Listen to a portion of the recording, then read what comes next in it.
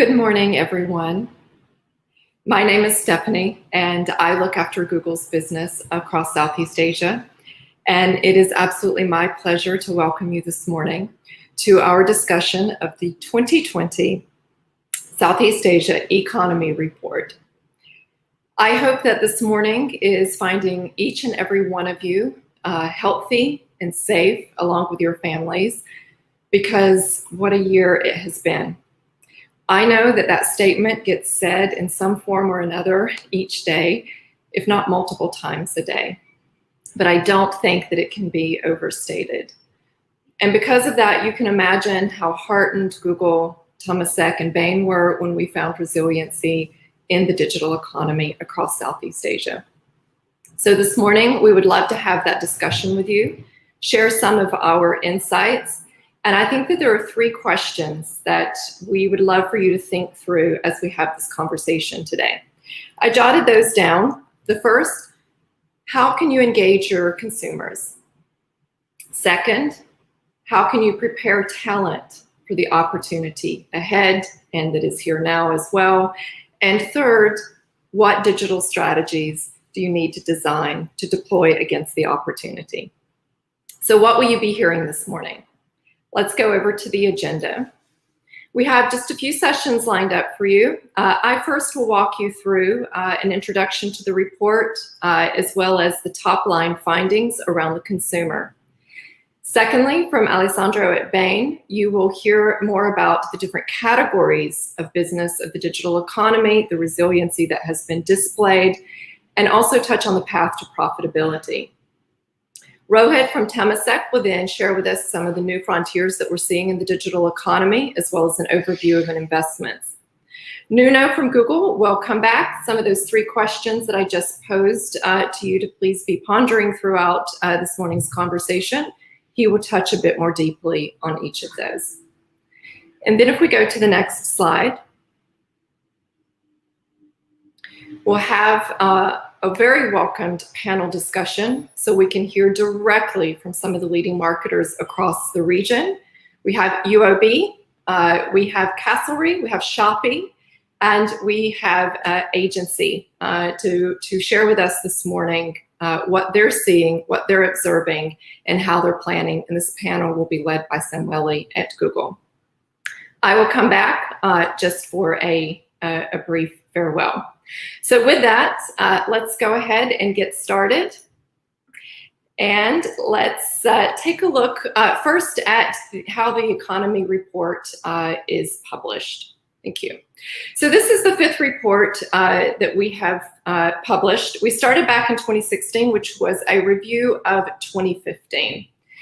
Hopefully each year you have seen a relevantly titled report that captures both the performance of the digital economy that year, as well as the climate across Southeast Asia. And in 2020, we see resiliency, as we touched on. And you'll see more details behind that in just a moment. But if we then take a look at how the report comes together, this is an effort primarily between Google, Temasek, and Bain. We take the public trends that Google has available, we marry those with Temasek's expert insights, and then Bain's expert analysis, who joined us a few years ago to bring this report together. Each year, we have always conducted expert interviews in the marketplace, along with third-party industry sources. This, though, will be the first year that we brought primary research into the equation. This was conducted by Kantar. The foundation below all of this is partnerships that we have with App Annie, Cass Ventures, Golden Gate Ventures, Muxio Open Space, Vertex, and Wavemaker, by which none of this would be possible. So all of this work culminates together in our annual SBA economy report. What are the geographies? It is 6 markets that are included in the report: Vietnam, Thailand, Philippines, Malaysia, Singapore, and Indonesia. Now, another reason that how we bring this all this work together is making sure that we have data that is both plentiful as well as credible. And right now, these are the 6 markets by which that is available. In the future, we hope to expand. Now, what are the categories that we cover?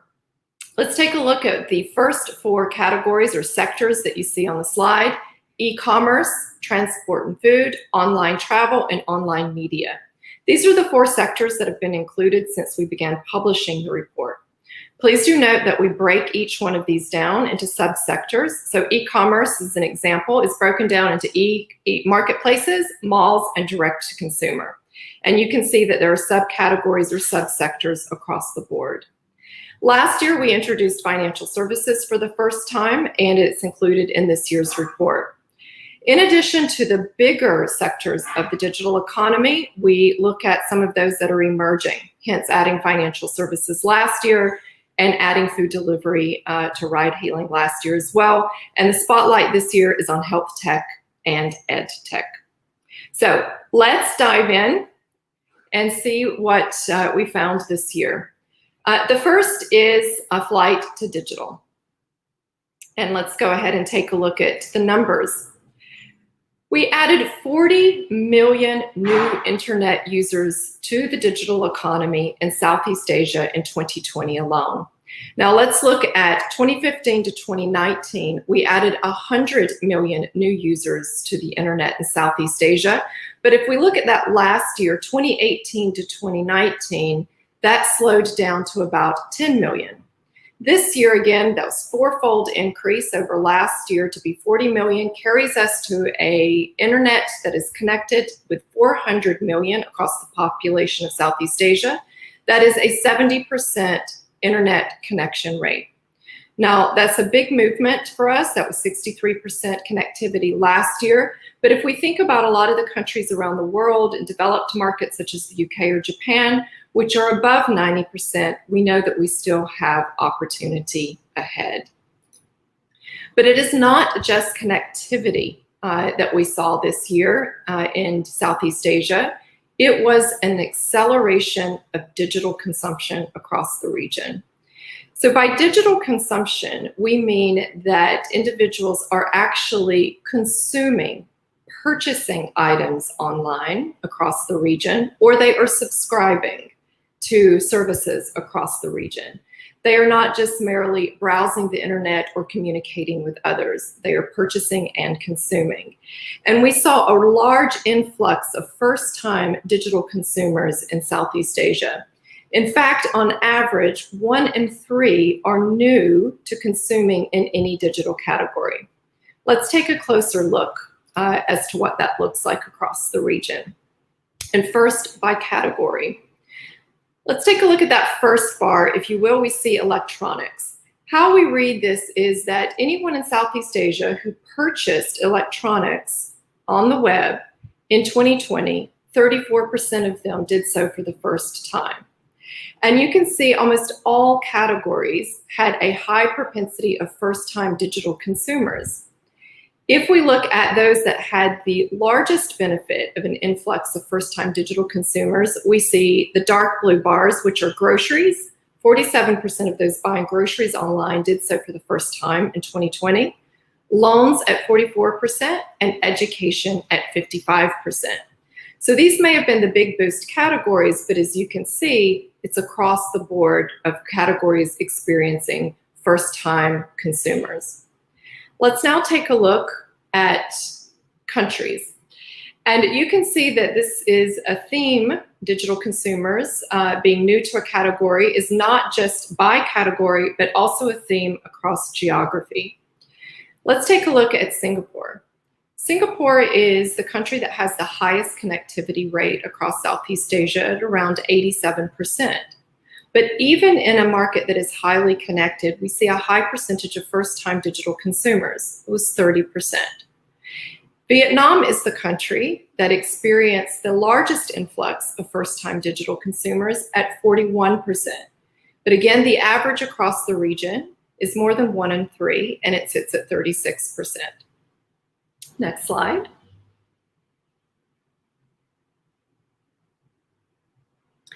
What really stands out for us is not just this proclivity of first-time purchasers online, but it is the number or percentage of consumers who tell us that they plan to continue using digital services. 9 out of 10 answer the question that they plan to continue purchasing online even after COVID is over. So it may have been COVID that led people to come online for the first time, or it may have been COVID that led people to make a purchase online for the first time. But what we see here is efficiency, the number one reason that folks tell us that they plan to continue, that will have them stick. We also see this in anecdotal feedback from businesses across the region that tell with us that after circuit breaker, that they did not see churn rates that they otherwise experienced or thought that they would experience. So let's go and talk for just a moment about, next slide, please. Yeah, thank you. Of what this means, not just by country, but by part of country. This is taking a look at rural versus metro. And what we see is that in at least 3 of the countries, Indonesia, Malaysia, and Philippines, that the majority of the new digital consumers, again, purchasing for the first time, are coming from non-metro areas. 56% in Indonesia, 59% in Malaysia, and 54% in the Philippines. Now, we think that this is really important because last year we shared that there was a growing digital divide between metro and non-metro. So as an example, if we take the top 7 metros in Southeast Asia, we see about 15% of the population residing in those metros, but 52% of the GMV or gross merchandise value was coming from those same 7 markets. So when we see that there's a higher percentage of new consumers coming from rural areas, we see that as a really positive sign of closing that divide. Next slide. Online with a purpose. Next slide. The percentage of time or the amount of time that people are spending online increased by an hour during COVID, during circuit breaker. And I'm sure that's not a surprise to anyone. But secondly, we see that, and very importantly, that individuals found the technology and or the time online to be helpful. Let's take a closer look. Before COVID, we see that the average amount of time spent online in Southeast Asia was 3.7 hours per day. Keep in mind that the majority of this time, in fact, 90% of it on a personal basis, is spent on a mobile device. But during lockdown and or circuit breakers, we see that that increased by an hour, 4.7 hours. After lockdown, as our countries begin to open up somewhat, we still see an increased amount of time spent online pre-COVID. It is less as to be expected as people go back to work and are commuting again. But again, we see this as evidence that some of the online habits are sticking. And then finishing this section with the helpfulness that individuals find regardless of category. The 3 bars that we're looking at on this slide is the perceived helpfulness of the category online pre-COVID or pre-lockdown. The middle bar is during lockdown, and the dark blue bar is after circuit breakers. So what you see here is an elevated perception of helpfulness during COVID, but even after lockdown is over, we still see that perception at a higher rate than pre-COVID. Again, all pointing to more people online, more are consuming for the first time, and they find it helpful and efficient and plan to continue to use the web. Now, I would love to turn this over to Alessandro at Bain, who is going to help us take a closer look at each of these categories. So over to you, Alessandro, and see everyone again in just a bit.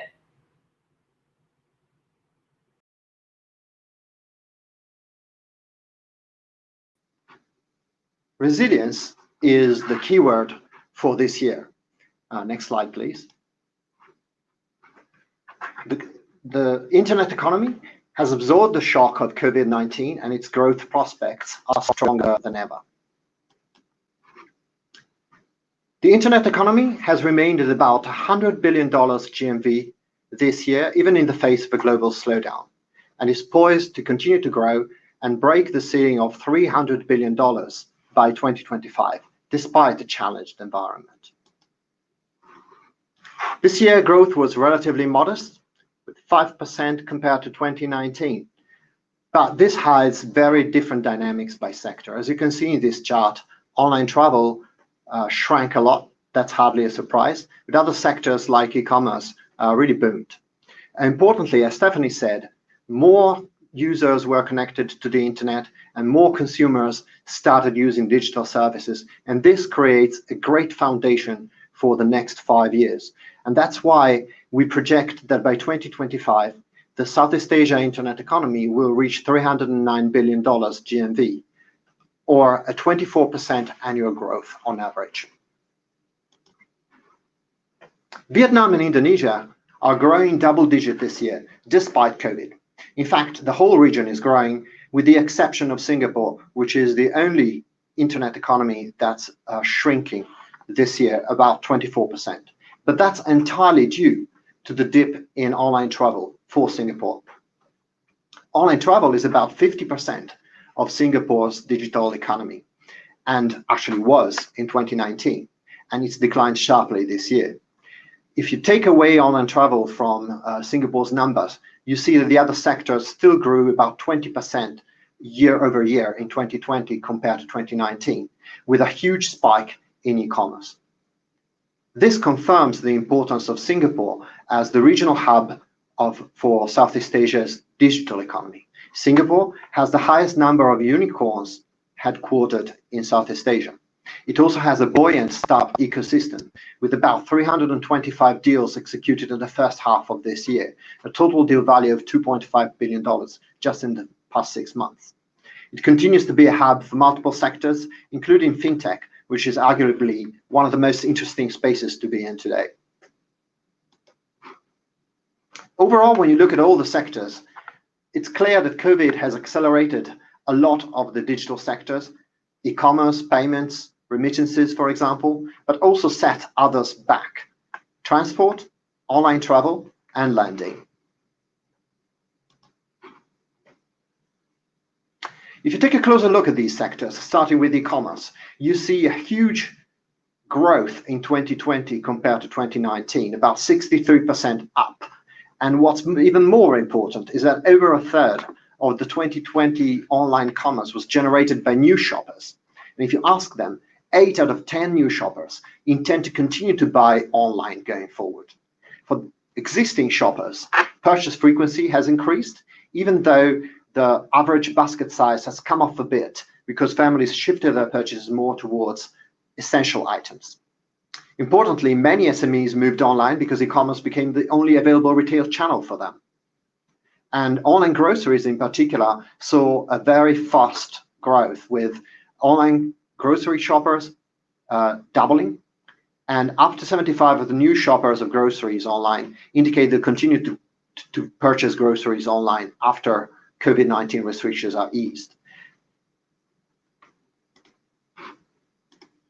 Overall, we see adoption of e-commerce growing really fast.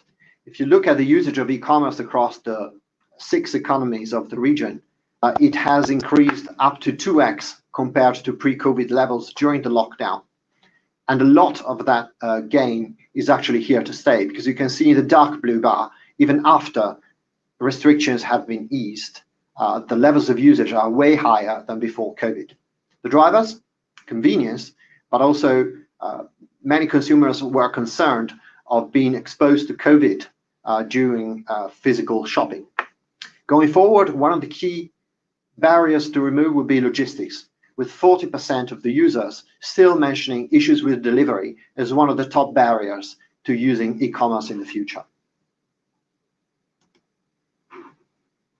Food delivery and transport is a tale of 2 sectors.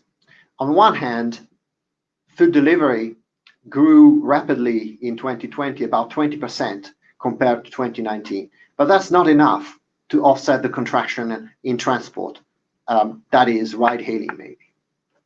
The reason, of course, is that urban mobility plunged by about 80% at the height of lockdown, and even when restriction eased, a lot of people are still working from home or are concerned about sharing transportation. So it will take a while before transport recovers to normal levels. Food delivery was definitely on the rise, especially during lockdowns. If you think about it, for a family that has perhaps both parents working from home and a couple of kids on distant learning, food delivery turned from being a luxury into being a real lifeline to keep things working in the family. And it's no surprise that it's risen sharply this year. Although overall, the combined effect on these two sectors is still challenging, with an 11% decline compared to 2019. And this has put pressure on transport and food delivery platforms across Southeast Asia. They had, in the past, grown a lot by funding these sectors through subsidies. Now they have to roll back some of these subsidies and some of the investments on non-core businesses. That said, we think that the worst is behind us, and the sector is poised to recover and grow strongly to $42 billion by 2025.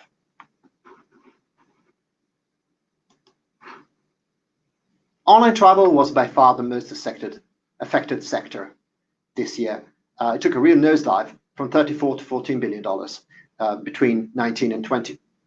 That's hardly surprising, of course. The question is, how long will it take for online travel to recover? So, as we know, most governments in the region are taking a relatively cautious approach to reopening travel, especially international travel, in order to avoid second waves, which is great, but it also means that the speed of recovery will be different depending on the country.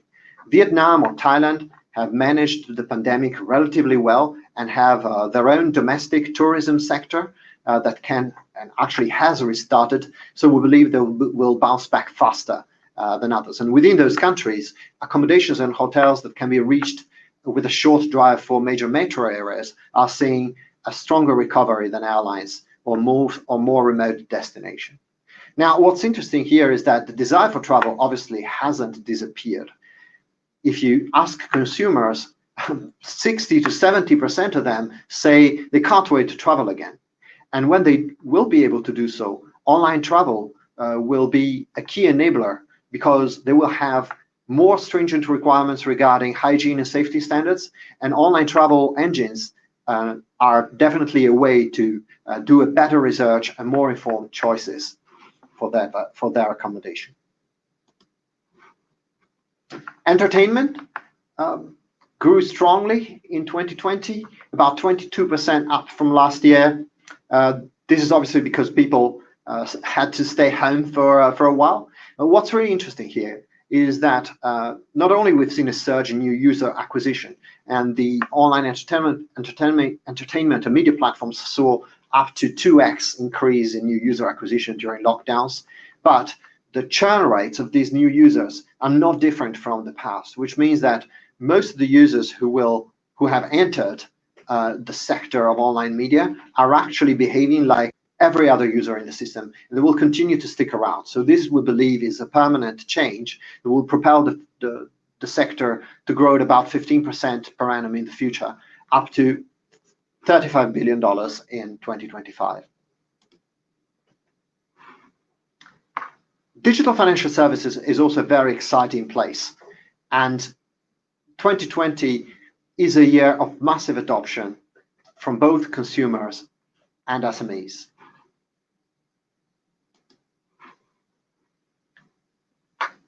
In fact, digital financial services is a bunch of different sectors. The dynamic this year has been different in each subsector. Starting with digital payment, we saw modest growth in 2020, about 3% compared to 2019, but that hides the net effect of very massive adoption of non-cash payments in the region, muted by the decline of some of the most popular use cases, such as ride-hailing. Remittances, digital insurance, digital investments all grew this year, while lending is the one sector that was flat, and that is mainly driven by concerns over credit quality. As we know, governments across the region have supported the economy with a bunch of measures, including a moratorium of loans, and there's a concern in the market that when these moratoriums end, there will be a spike in non-performing loans, which has driven digital lending platforms to be very cautious in disbursing this year. The quick double click on digital payments, which I believe is one of the most interesting parts of digital financial services here in Southeast Asia. The gross transaction value, as we said, grew only modestly this year. But what's really interesting is that before COVID, about 48% of transactions, consumer transactions, were made in cash.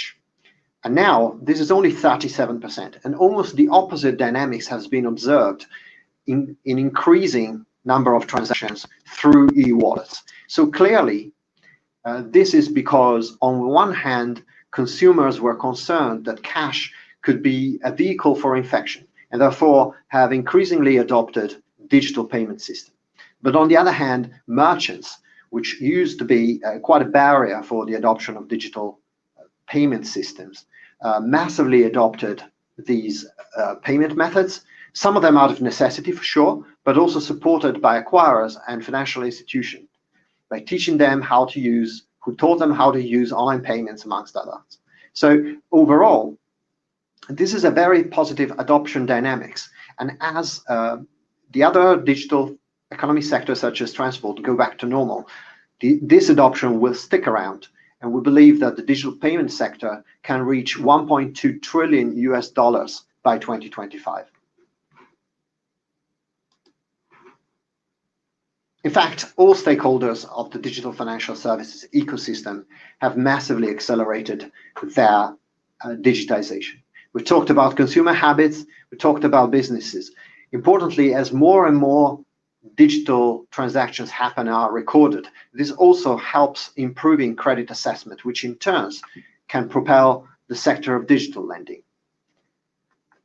Digital financial services providers across the region are as interested as ever to ensure the momentum for adoption continues, and digital financial services is now seen as a way to increase engagement and drive value by almost every platform in Southeast Asia. So competition is likely to increase, but it's going to increase in a context of regulators that are quite supportive of the sector and are supportive of merchants and consumers adopting digital payments in particular.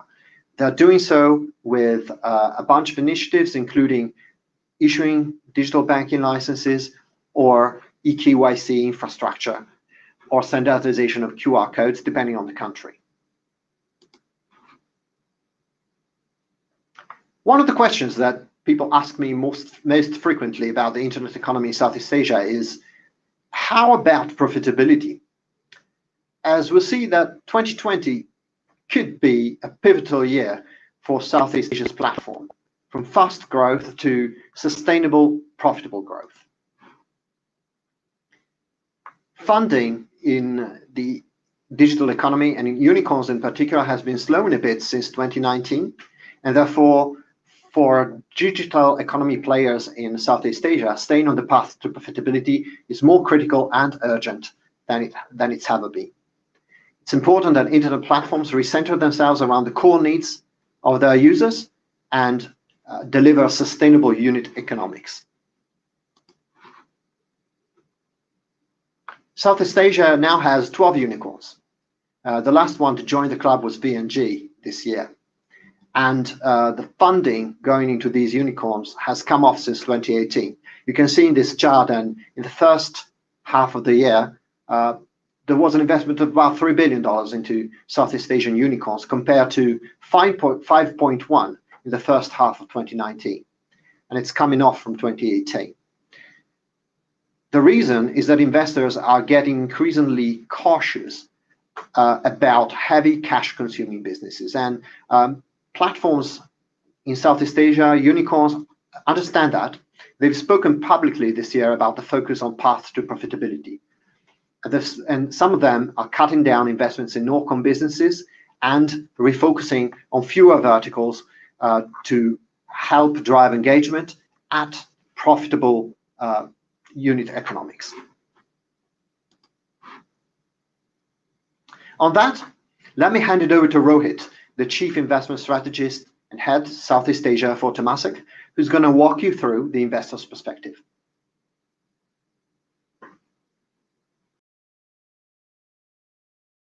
Talk about the two new subsectors that we've introduced for the first time into this report, and then I'll talk about the funding environment. So let's start with the two new sectors, which are health tech and ed tech. Next slide, please.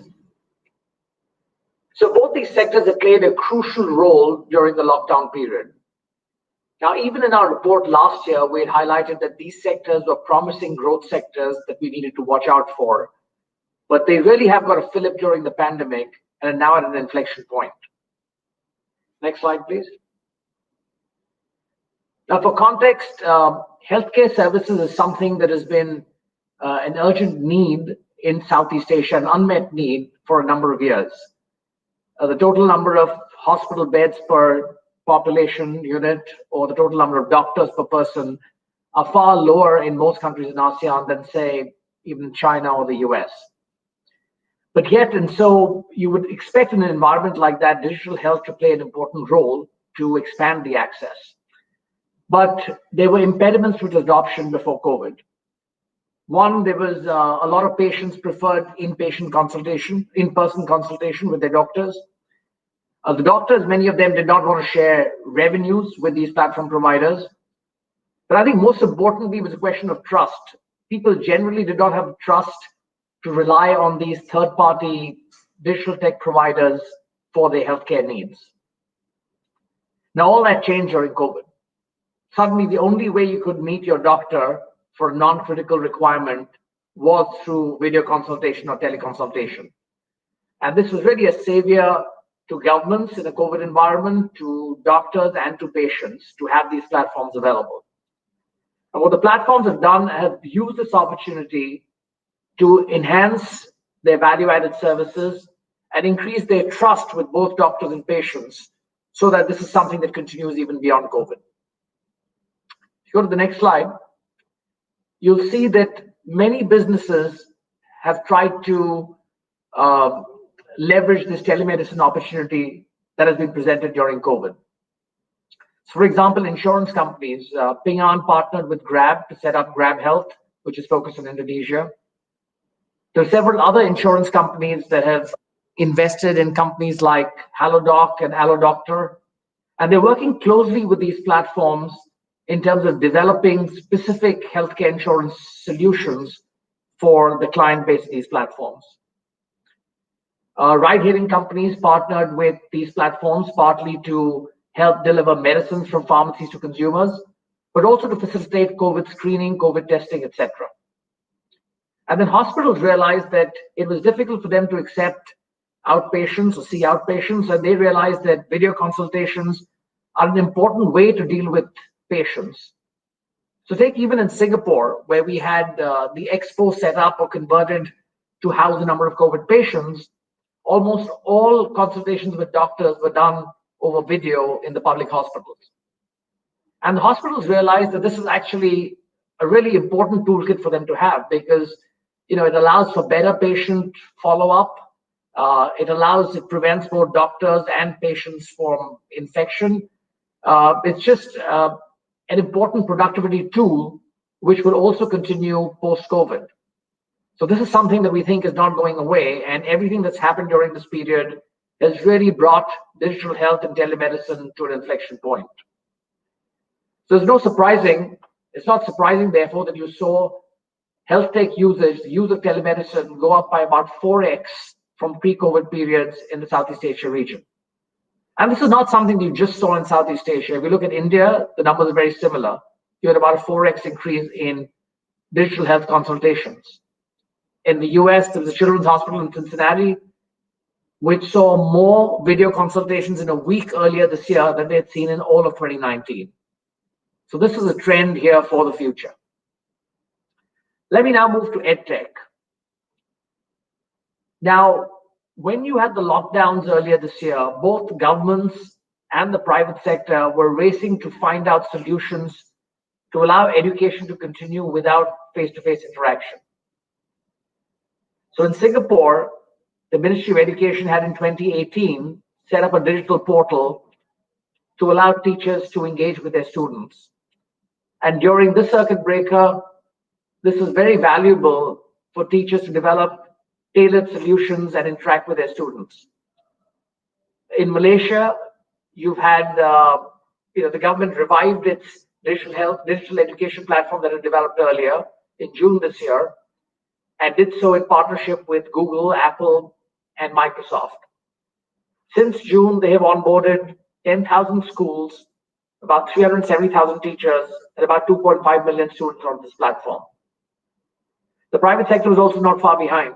So if you look in March, Ruang Guru in Indonesia, they made available their content and platform for free to all schools, teachers, and students throughout the country.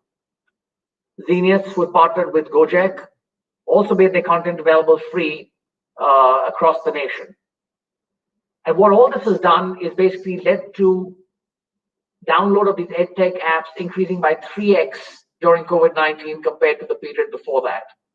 What it's also done is get people used to these platforms and made sure that even after COVID, people realize their value and will continue to use them. So let me now turn to the funding environment. If you go to the next slide.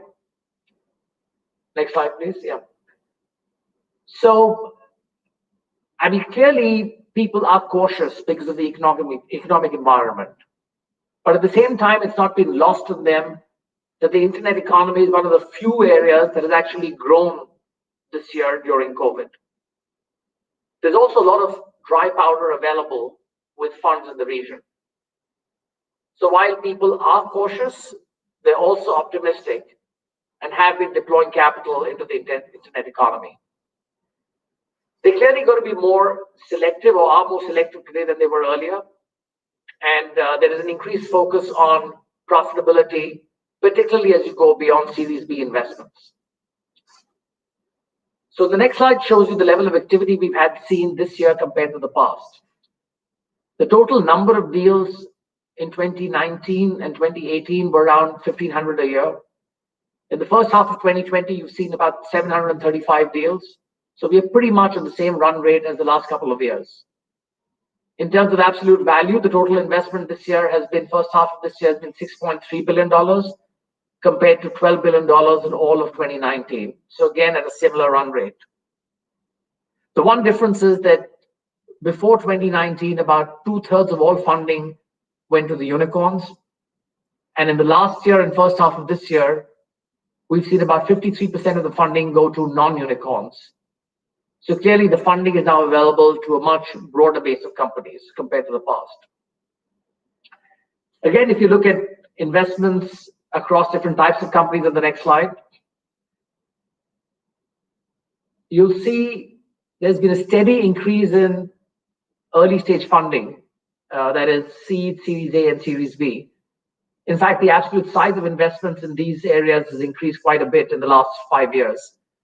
Seed and Series A funding size has increased about 3x, Series B funding size has increased about 2x since we first published our report in 2016. Where you have seen funding plateau a little bit is in the mid stage, Series C and beyond. And part of the reason, as mentioned earlier, is that this is where now people are much more focused on profitability. They want to see sustainable business models. Having said that, there are funds now specifically focused on this segment to fill this gap. And I'm personally aware of a couple of new ones that are looking to launch in the next few months. So again, for the right business model, I don't think availability of funding is going to be an issue. All you need to show that what you're doing is sustainable over the long run. If you go to the next slide, this shows you, and we've hinted to this in the past, that funding in the more mature and consolidated sectors has slowed this year. So between 2016 and 2019, about a little over half of total funding went to unicorns in ride-hailing, food delivery, and e-commerce. Now, these sectors have consolidated around a few regional champions or local champions. And you have large companies like C Group with billions of dollars of funding on their balance sheet who don't need much more funding. So going forward, probably they will not receive as much funding relative to the total as they did in the past. There have been other areas like travel that have obviously been hit badly by COVID, and funding there has gone down significantly. Having said that, people are confident about the long-term prospects of this industry, and you did see Traveloka therefore manage to raise a round of financing in July 2020 in the middle of the pandemic. If you go to the next slide, you'll see that a lot of the funding, incremental funding, now is going to some of the nascent sectors, the most important of them being fintech. This year, last year, you saw about $1.7 billion of funding go to the sector. And the first half of this year, we're at a run rate higher than what we had last year. There are many companies like FinAxel, VNPay, Grab Financial, who have raised funding in the last 12 months. And Financial also be looking at opportunities all through the region. And the one point I'd like to make is that the funding numbers I talked about here are to pure fintech companies. There's a lot of fintech companies being made by people like fintech investments being made by companies like Gojek or C Group that are really doing much more than just fintech, and those numbers don't show up here. So actually, there's a lot of money going into this segment, and I see this as being one of the largest recipients of capital in the next couple of years. Other nascent areas like health tech, ed tech, as I mentioned earlier, also attracting capital. In ed tech, Ruanguru raised $150 million in December last year. That's one of the largest fundings that you've received from any ed tech company in the region. Health tech raised about $220 million in the first half of this year. So the numbers are still small, but rapidly increasing for the past, and we expect them to continue to grow. Next slide, please. So you can see there is a lot of dry powder, about $11.9 billion available with Southeast Asia-based funds to invest in the internet economy. Level of activity is still somewhat impeded because of travel restrictions. You can't go and do due diligence the way you used to do earlier, and not everything can be done on Zoom. But people continue to be attracted by the resilience of this sector, and there is so much money available that people are still looking attractively for opportunities. So again, funding we don't think is going to be a constraint to the growth of the economy. As we said earlier, what's probably going to be more important, particularly beyond Series B, is showing that you have a path of sustainable growth and a path to profitability. With that, I'll hand it over to Nuno to wrap up the last section of the presentation.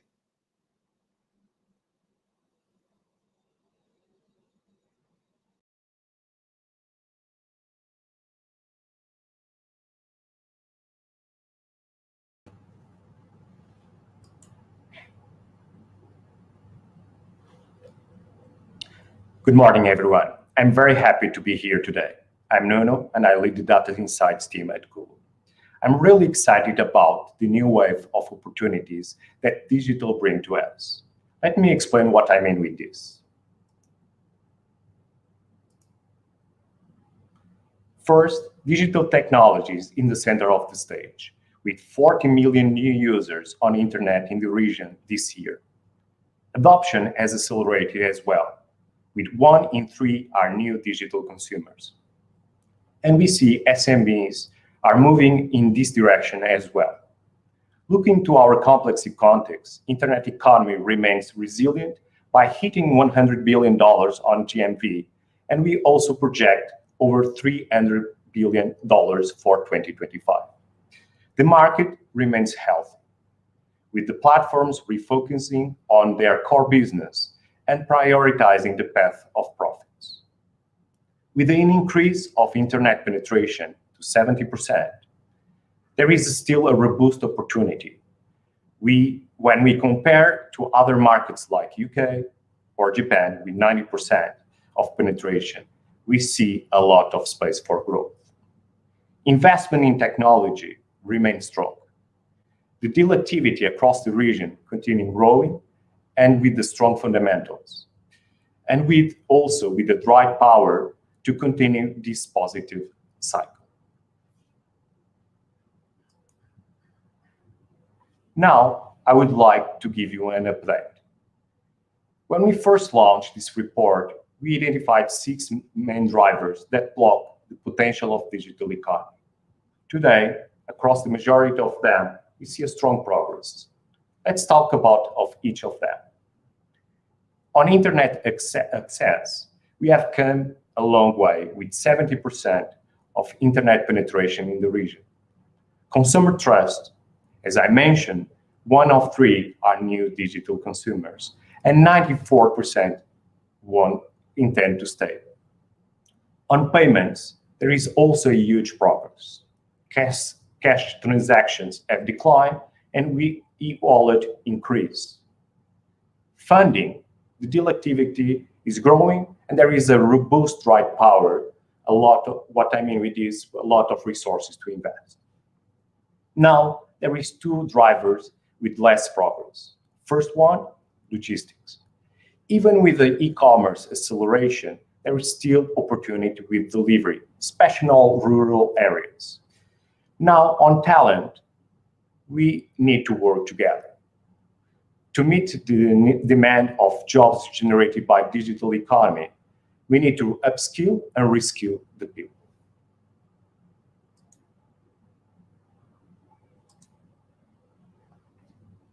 Now, to close, I would like to leave 3 questions for reflection. First one, how we can connect and engage these new consumers. It's important to find a new audience, to know more about them, and how we can engage them with our service. The second question is how we can prepare our talent to succeed in this context. We are all together on this, and I see amazing examples across the region.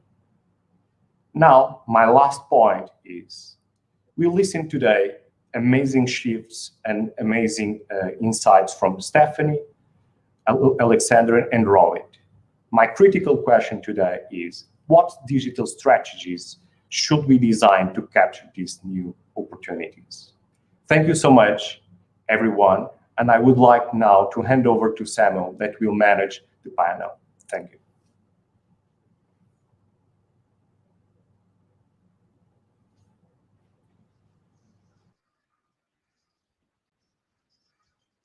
Thank you very much, Nuno. And we are now moving into a panel discussion. Let me introduce our panelists who represent some of the most exciting and interesting sectors of the internet economy. We have with us today Kevin Lam, who's Managing Director and the Head of Tomorrow Digital Group at UOB. We have Leah Howatson, who's Head of Marketing at Castlery. We have Peggy Zhu, who's Head of Brand and Grow Marketing at Shopee. And we have Puneet Arora, who's CEO for Singapore and Chairman for the Philippines and Thailand at Group M. So let me welcome on stage first our 4 panelists for today.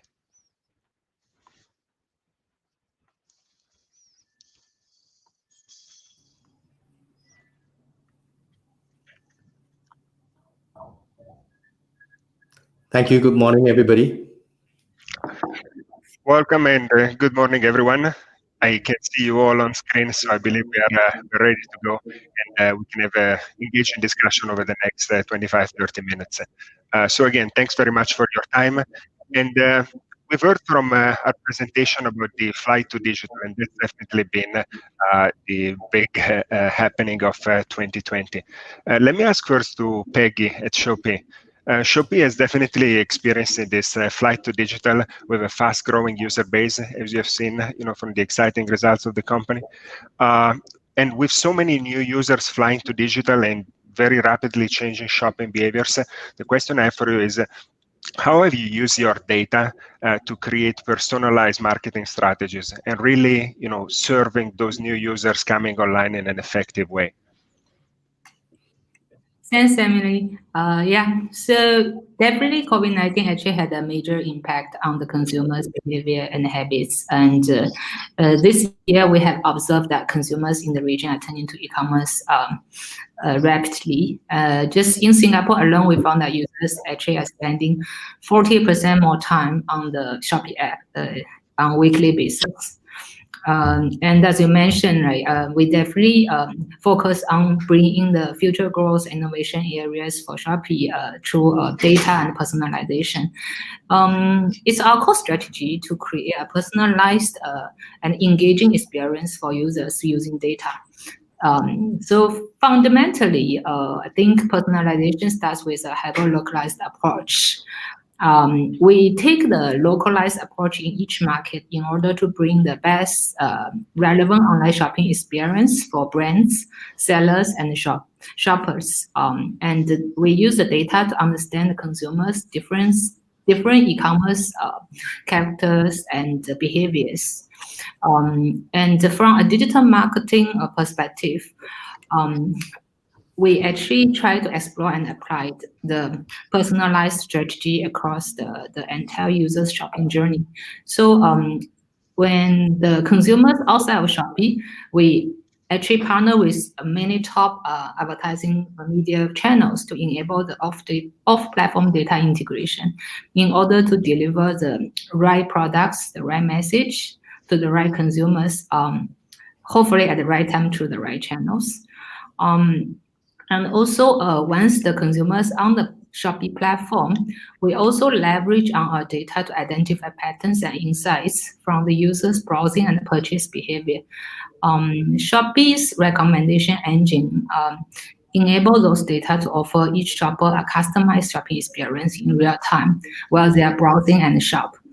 And the brand sellers also could leverage on our Shopee on platform ads, such as discovery ads, to offer a customized marketing experience to their target audience. So I think that's roughly how we use the data. Thanks, Peggy, and I can vouch for that. I think the Shopee recommendation system has become really good during the recent 11/11. It's definitely triggered me to purchase more than I intended to. Leah, moving on to your experience at Castlery. Castlery is a unique situation with an online business as well as in-store in the home furnishing sector, of course. So how have you seen the shift in user demand playing out during lockdowns and also now afterwards where some of the lockdowns have been released? Yeah, definitely. And thank you for having me on the panel as well. I think when Singapore announced that it was lockdown, it was the most stressful week of our lives. I think it was announced on a Friday and then executed on a Tuesday, which meant our showroom was closed from then. So we really got together, we brainstormed and to understand the customer journey and say, okay, why were they coming to the showroom? What did they need? And then how do we replicate that online? And we came up with 3 key things that they're looking for the expert advice of our sales team. They really want to understand the dimensions, the look, how to put things together in their home, as well as 3 to validate the quality. It's really quite intangible that you touch a table or you touch a chair before you buy, and it really understands and you understand why you're paying this price for it. So with those 3 ideas, we then talked about how do we bring this online to have the best customer journey. And then in the following weeks, we really replicated and came out with a few projects, including AR app on our AR functionality on our app. So then customers can drag in and see the products in 3D. We implemented free exchanges or returns. So if they bring it into their house and they don't like it, it's not the style that they were looking for, they can change it. We took a full 360 virtual showroom image of our showroom, so you can still walk through just from the comfort of your own home, as well as extended chat hours, because also we realized that people were spending, as Peggy said, people were spending a lot more time online. They were also becoming school teachers at home or looking after the kids, so people were shopping much later. So then we had our sales staff there available for chat much later into the night to really service those needs.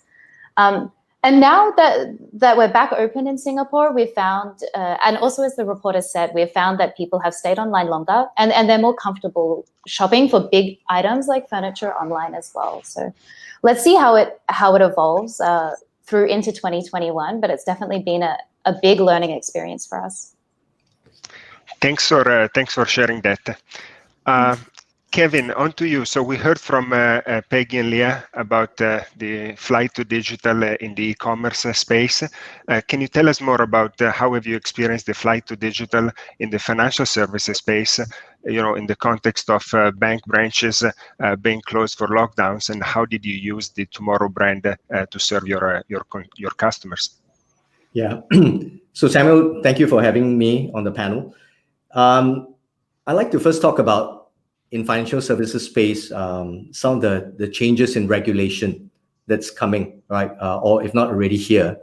In Singapore, I think shortly in a few weeks' time, more digital bank licenses will be given out for the first time. So the banks have been preparing for some time for this change, right? This disruption, where there'll be more competitors coming from the non-traditional space.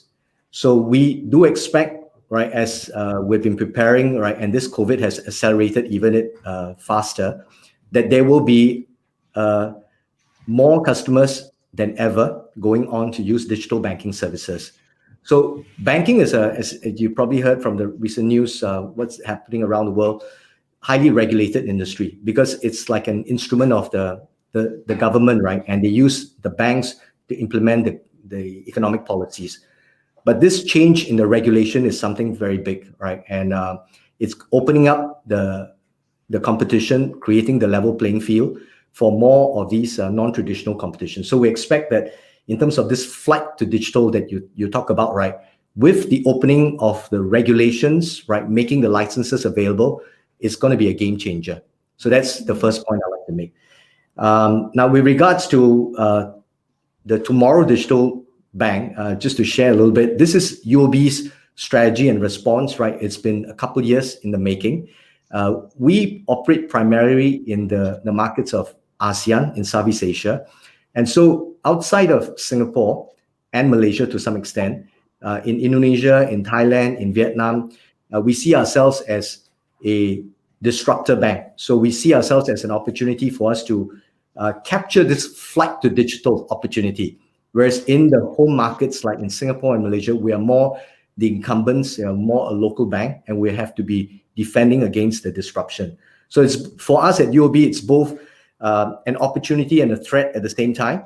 And this flight to digital is something certainly that we are gearing up for, and we're taking it very seriously. So the entire organization is reorientating itself. So this Tomorrow Digital Group, in fact, is something that is a separate strategic division of the bank, completely set up to build a new standalone digital bank, different from what the conventional bank has been doing in the last few years. So we call it banking for the digital generation. And we focus very much on our net promoter scores, NPS. This is something that's very, very important to us. And in the two markets which we have launched tomorrow, in Thailand last year in March, and in Indonesia this year in July, we have now close to 250,000 customers entirely onboarded digitally, right? So these are the opportunities that we're seeing, and able to onboard the customers within 7 minutes using our digital KYC in Indonesia, for example. So the vision is to be the world's most engaging digital bank. And that's what we're trying to do to capture this flight to digital, Samuel. Thanks so much, Kevin. And that 7 minutes, it's definitely, really exciting and best in class. Puneet, on to you. So at Group M, I believe you're in a unique position to have a sort of pulse of the market, working with many, many brands. Can you tell us more about how brands have adapted their marketing strategies to reach consumers and SMEs as they were flying to digital, with regards to how they adapted their target audiences, their messages, their choices of media channels? Sure, Samuel. First of all, it's great to be here. Thanks for inviting me. No, I think to start with, I think as other panel members mentioned, right, there is a fundamental shift happening in consumer behavior. And while it's not new because it's been happening for some time, but I think due to COVID impact, digital usage has just exploded. So if you look at this year's, consumer and ecosystem shifts, that has advanced the internet sector in unimaginable ways, putting it in my view, stronger position than ever before. Now, as the research clearly points out, that there are many more new consumers. In fact, 35% plus new consumers using new digital services for the first time. And also, if I look at our region specifically, overall, we have now 70% of our region's population is online. But to me, what is really important are two things, right? So number one, I think we are seeing more new consumers coming from, let's say, non-metro areas. And therefore, I believe the shift is widespread and happening across all socioeconomic classes, and not restricted to a particular segment or a group. And second, which is really, really crucial, I think this change is irreversible. As also your research points out, right, that 94% of new digital service consumers intend to continue with the service post-pandemic. So COVID, I think, is just forcing, and has forced all marketers to reinvent and really fast track their digital transformation journey. So first principle of communication is be where your consumers are. So to start with, the marketers need to have a clear and consistent data strategy enabled by technology. And this data strategy actually not only impacts the communication part of it, but all facets of marketing and company strategy. So marketers are requiring to think now, requiring to think through how to manage today's new wave of data and how to use it to better personalize offers and messages to ever narrower customer segments. Analytics is playing a core role, not only in tracking consumer preferences and behaviors at increasingly granular levels, but also in enabling rapid response to new opportunities or threats. And existing analytics models are, in my view, not as accurate now when predicting behaviors in the next normal. And they are being rapidly trained and repurposed on how best to use new behavioral data. So this baseline of data can help brands expand the borders of digital into the physical world to create more convenient and useful experiences wherever the consumers might be.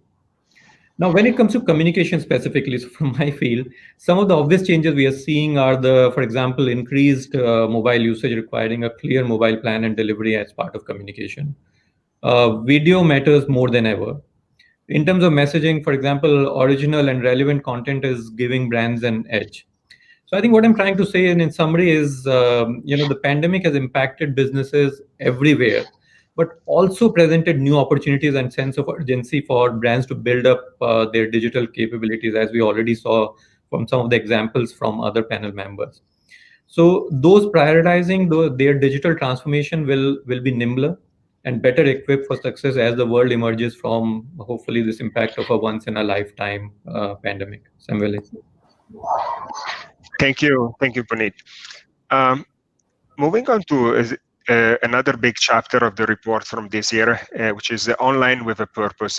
It's something I like because it really shows that tech has been helpful through the crisis, and it's not just about people spending more time online, but also tech helping both consumers and SMEs, to weather through the crisis and thrive. So going back to Peggy, what do you see the role of Shopee in the ecosystem? I'm assuming that you have seen more brands coming onto your platform, but how do you partner with those brands to make them successful, coming online to e-commerce, and driving consistent experiences for their users? Sure. So as you mentioned and asking what is Shopee's role, so I think we see us as a platform to connect people and business. And, I believe making e-commerce for everyone and is our commitment to our home region. And that is a core focus for Shopee in the future as well. But you are definitely right. The growth of e-commerce in Southeast Asia has created, tremendous opportunities for sellers, SMEs, as well as brands. And we see this is a great opportunity to, for them to pivoting e-commerce to expand their business from offline to online, as well as reach and engage with their customers. The trend reflected on Shopee, the number of sellers on the platform, for example, has increased 60% year on year just in the second quarter of 2020. And I think, as you also mentioned, right, brand also noticed that e-commerce has been, playing a more and more important role over year onto their business, and that which justifying their increased marketing spending to expand their reach online. And we also observe that the brands has started to adopting more on Shopee's marketing solutions and to drive measurable results for their business. On Shopee platform, we value the trust from our brand partners. And I think we do all our ways to help them to success on the platform. There are basically three aspects. So number one, we do have the dedicated space and clusters to for our brand partners, right? In 2020, we have been increasing our focus on Shopee Mall, which enables more than 18,000 brands to amplify their online presence. And there are more large-scale campaigns such as, the recent 10/10 Brand Festival were dedicated to help growth for brands on Shopee Mall itself. And also we have just recently launched Shopee Premium, which is an exclusive premium destination for premium brands, which will allow them to have a space to communicate their brand positioning and values to their premium customers. And other than that, secondly, Shopee has launched Shopee Marketing Solutions about 2 years back. And with that solution, actually, we can ensure the consistency of the brand messages being between channels outside of Shopee and within Shopee platform to be consistent. And we offer a wide range of the advertising products as well as engagement tools and marketing packages to help brands to deliver their brand experience through the entire customer journey. And last but not least, we also have enhanced our in-app features to bring brands closer to their customers, to increase their engagements, time spent, and live interactions. So, for example, we have added in like auction features on our Shopee Live to increase the interactions, and also we have the Shopee Fee, which is help brands to engage customers via content sharing. So, with all those, I believe brands definitely can achieve much successful results during this period. Yeah. Thank you. Absolutely. Thanks for sharing that. On to you, Leah. So, I mean, with millions of people, working from home and sort of unable to work from their offices, what have you seen the role of Castlery in terms of being online with a purpose and sort of helping those people who were working from home to be successful at that, or just conduct their life at home without the possibility to go out and shop for a home furniture that they may have needed? Yeah, definitely. Like, again, it was such a sudden change to people spending so much time in their homes, and people weren't prepared from spending time outdoors at cafes, restaurants, at the office, as well as their kids being in school. All that moved in the home, and people's needs changed. We were fortunate enough to be able to deliver all through the lockdowns in all of our markets. So with that, we were able to also be quite nimble and move to contactless delivery, as well as following safety precautions. So we could do that safely, and we had ready stock available to sell these products. Another part that we looked into and that we did as well, being digital, there's so much data that you can get from Google search trends, from on-site traffic data, from customer feedback to our sales team to understand what the customers needed during this time. And with that, we launched a new range of desks and chairs, as well as expanded our dining assortment, because we found that's what people needed more than anything else was just sitting for 8-10 hours a day at a table. They needed to upgrade. So it was really fortunate for us that we own the supply chain that we operate with, so we're able to be nimble to the demands, but also be able to operate all throughout the pandemic to deliver to customers. And as I was mentioning before, giving them the online customer journey as best as we could to replicate what they usually are used to doing offline. Thanks for that. The next topic I would like to touch upon is resilience in time of crisis. And going back to you, Kevin, I believe UOB has been voted one of the world's safest banks, started in 1935, and certainly have seen through many financial crises over the year and very successfully weathered through. On the other hand, the Southeast Asia online financial services ecosystem is still in this nascent phase, and this was probably one of the first real crises that the sector has experienced. So the question to you is, what has been your experience with online lending through this crisis, and how have you pivoted your acquisition approach while managing both the opportunity to grow, but also the risk during these times? Yeah, Samuel, UOB has been one of the few banks in the world that have a AA rating in a AAA rated country. So this is a very high responsibility that we have for our depositors' money. Your question on lending, right, alluded to the fact that this is, there's a lot of risk, and how do we balance the risk with the opportunities, right?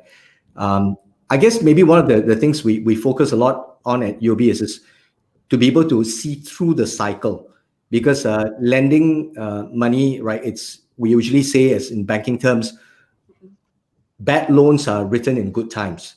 And when we want to be able to last through an economic cycle, there are things that we need to do to basically understand the kind of target market segments where we're financing, and how we work together to be able to, whether we have collateral or whether we have enough data to know whether these customers will be able to repay.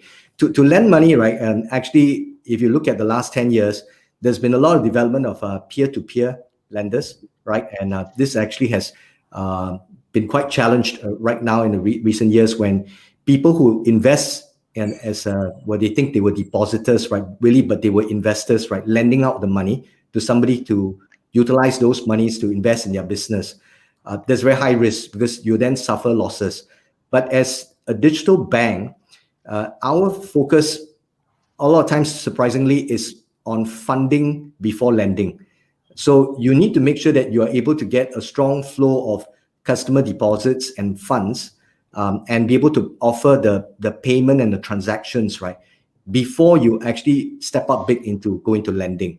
So this is something which the Tomorrow Digital Bank we're very focused on, providing that simple, engaging, and transparent banking experience, so that whether facilitating Leah or Peggy's business, right, we make sure that our customers have access to their funds at any point in time, 24/7, right, and it's always safe and it's always secure, and the data is secure as well.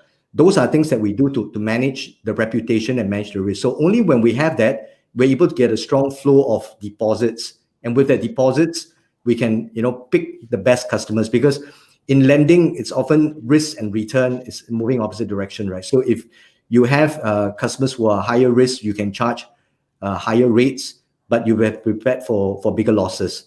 So our experience has been, we need to be sure that we see through the economic cycle. And right now, focus very much, in this is to find ecosystem partners where we can look at even down to transaction level financing. So whether it's furniture, whether it's an e-commerce site like Shopee and all, we are looking for opportunities where we can give customers a credit line with the data that we have, make a credit decision very quickly within a minute or 30 seconds or less, right? And then facilitate their transactions. But at the same time, be able to keep the customer's credit line current. That's a challenge that we are seeing that many places are having right now in this COVID crisis, right? The non-performing loans and delinquency has gone up a lot during this period. So, like I said, it's to be seen out that we need to be able to see through the cycle when we lend money. Thanks for sharing that. And I love the quote, bad loans are written in good times. I will add it to my book of quotes. Another one that was shared with me on the same topic from another executive was lending is easy, collecting is difficult, which is I guess part of the same mentality. Now, on to you, Puneet. So the online media industry has also not been immune from the pandemic. We know that some companies have reduced their marketing budgets. They've obviously faced some operational challenges in media buying, media production, creative production. So what have been your learning managing a media business through this crisis? And how do you expect the industry to change as a result? Will it just go back to what it was before, or there are some lasting changes from this? Certainly. No, definitely will not go back to the way it was before.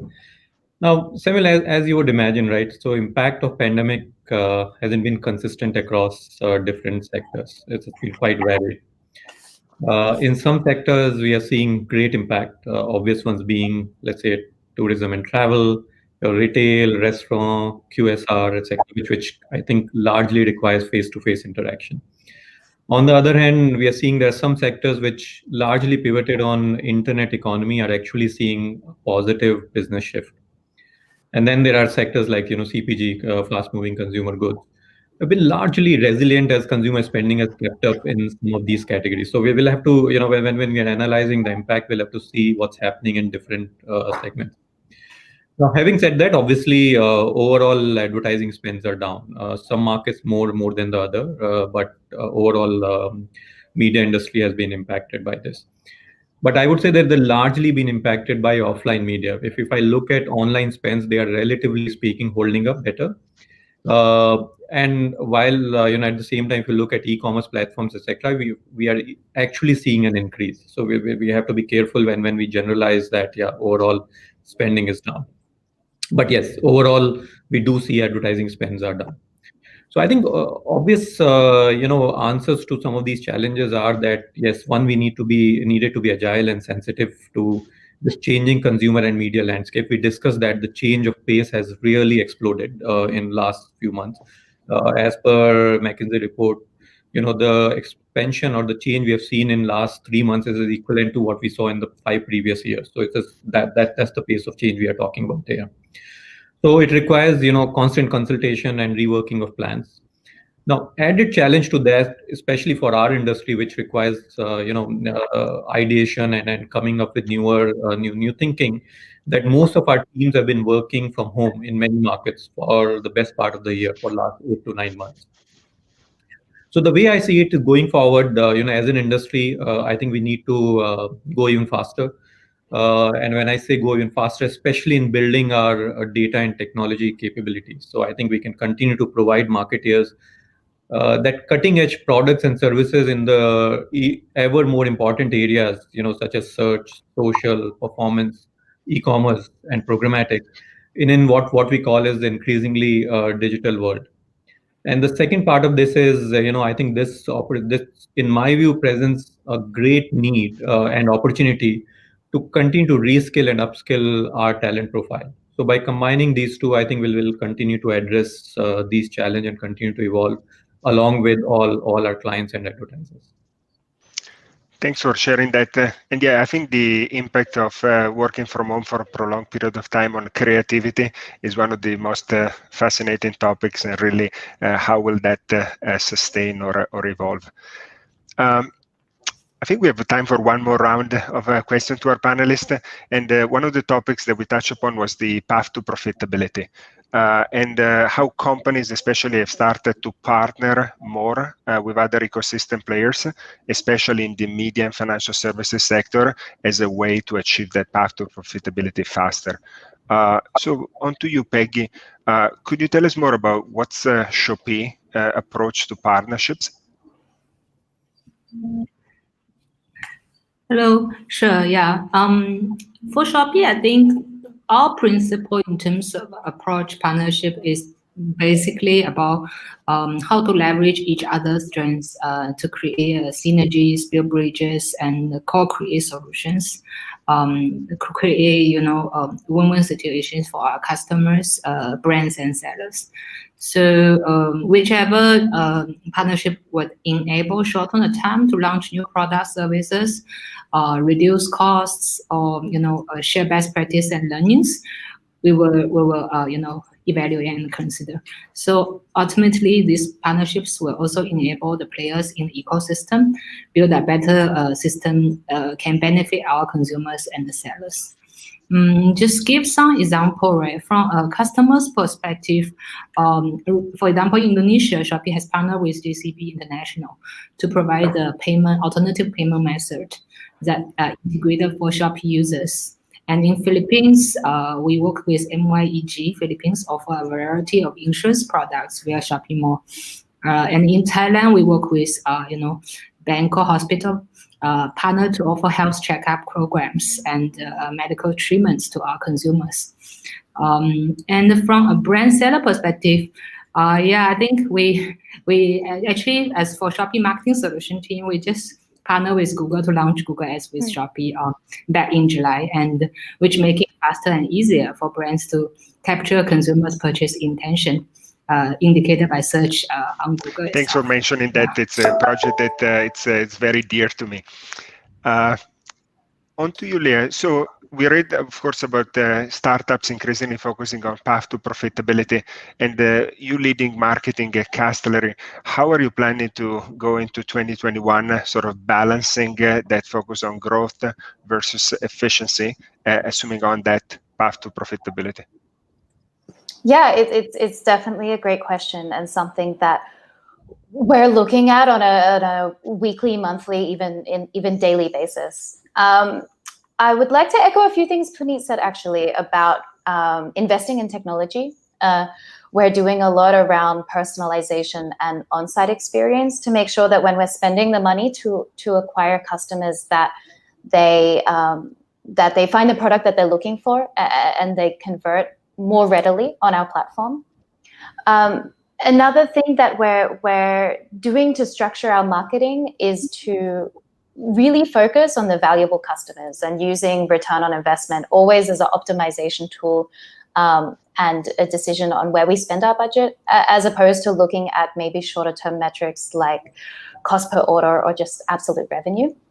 So we've shifted to this level of thinking, but for us, more on the macro scale, we just launched in the US and we've been in Australia for 3 years, as well as being in Singapore. So we're balancing out our markets, and we're seeing really good growth in all three, and then focusing a lot on the US and having that as a strong growth platform, but balancing it out with profitability in the other markets as well. So as the report says, we're cautiously optimistic. We're confident that people are moving online and that we have the digital service to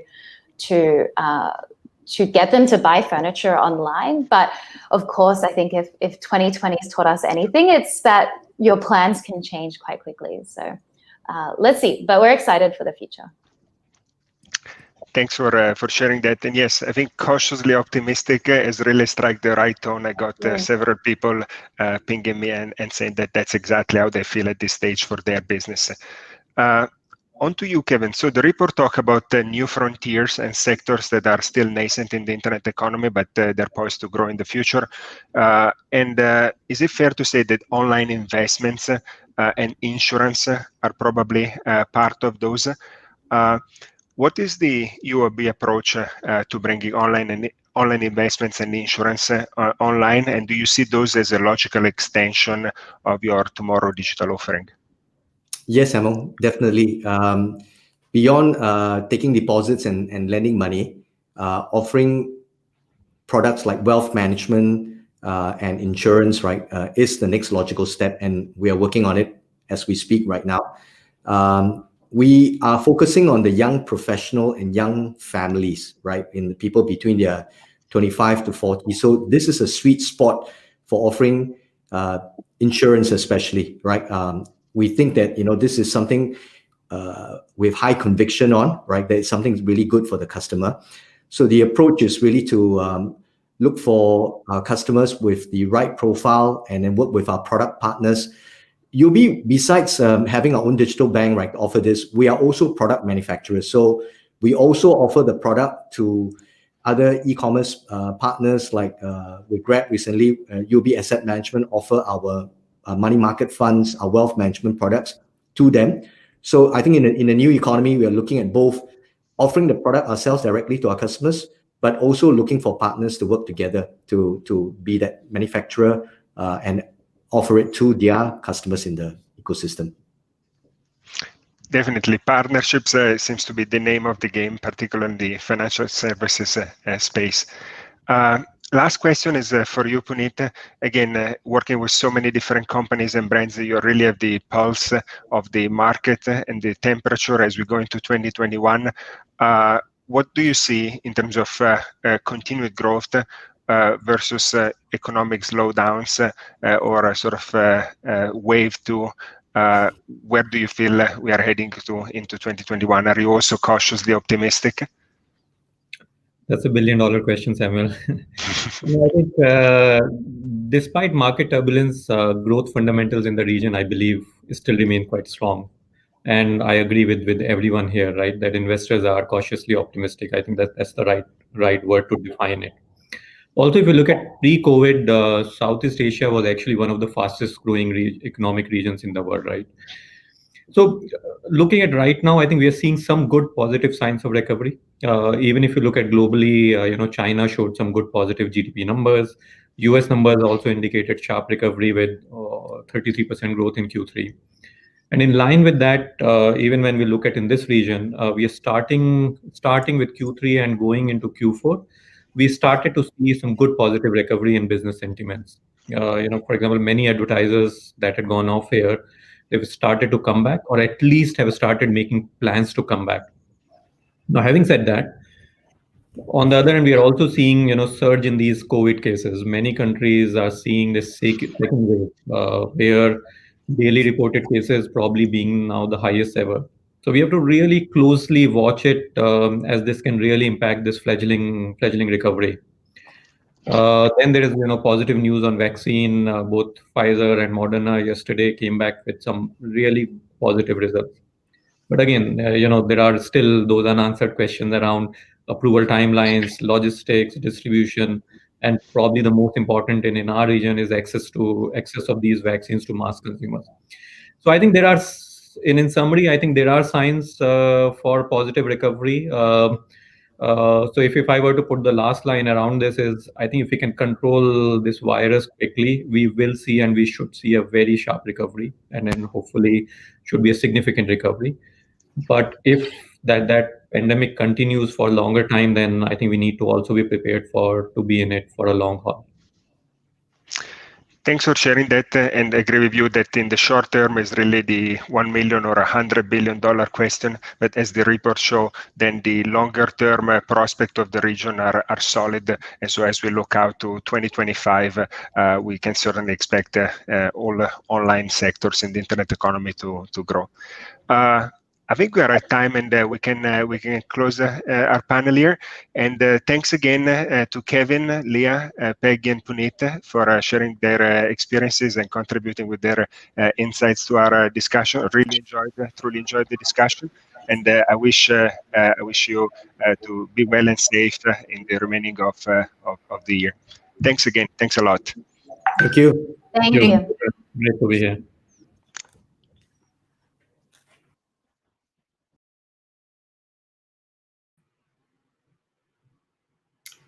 Great, thank you so much. I think we made it with no technical difficulties.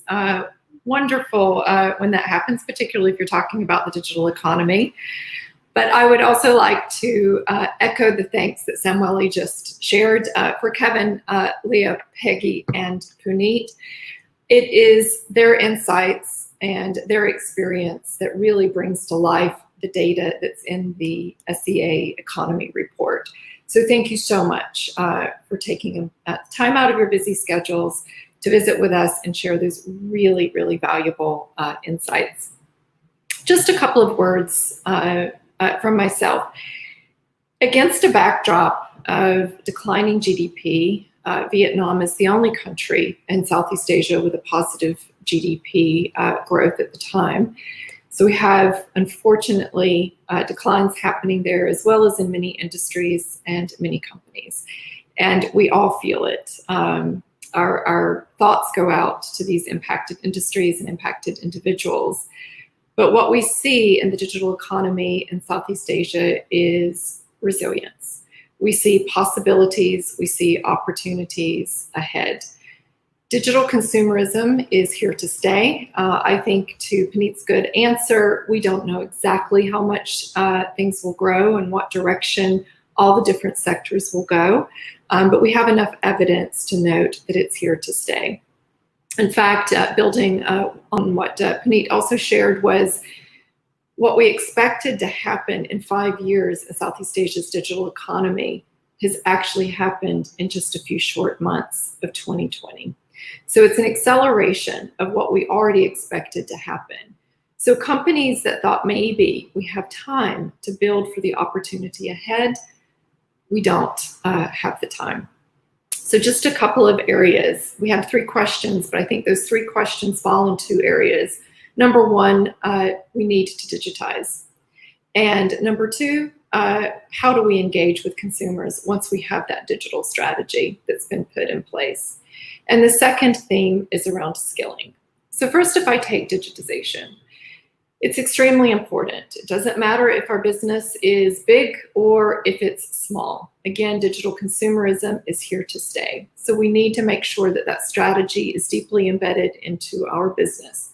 Again, whether you're large or whether you're small, and I think wonderful example from Leah and Castlery, whether you're an omni-channel, I mean, you have a physical presence and an online presence.